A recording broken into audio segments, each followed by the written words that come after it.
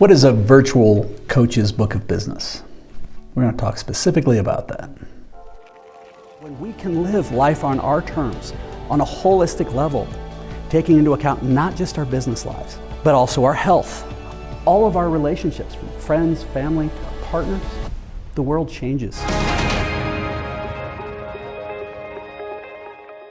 All right, so if you're a coach or you're considering becoming a coach and you're wondering what a book of business is, well, a book of business is fairly simple.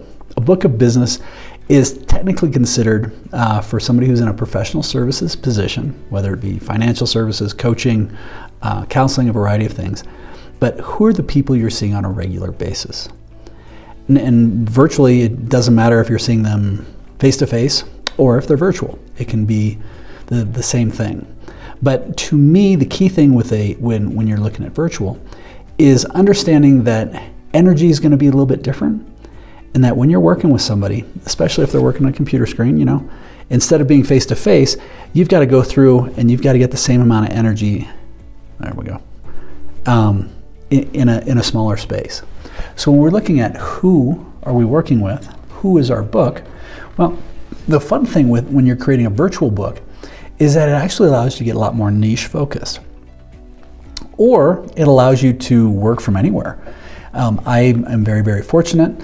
I've built a virtual book of business to where I have very, very high-end clients, literally all over the world, but predominantly here in the US, East Coast to West Coast.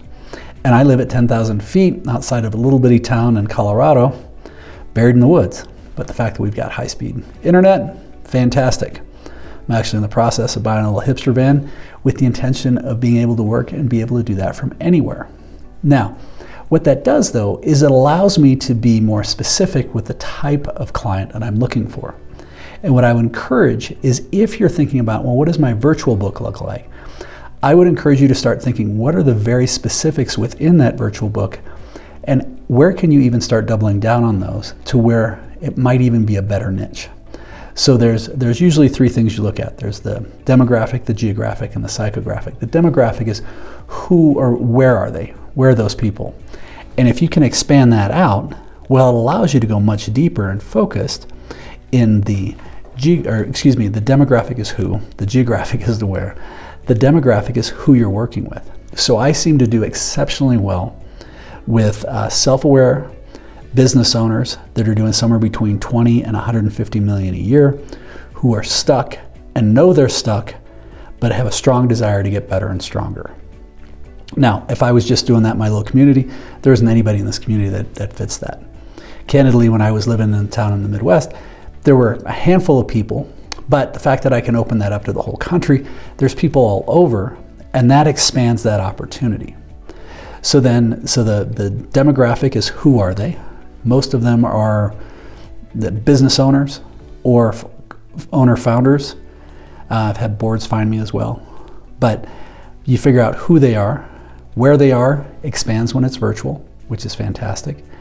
And then what do they value? Well, they value genuine, candid feedback.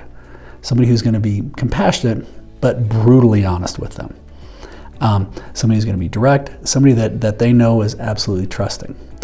When you can start to lean into this, it's going to allow you to expand your virtual book and start looking at things in a very different way. So ideally, you found some value with this. If you have any questions, you're always welcome to go to our site, lifeon-yourterms.com, and please subscribe to the channel, check out some of the other stuff. Keep smiling.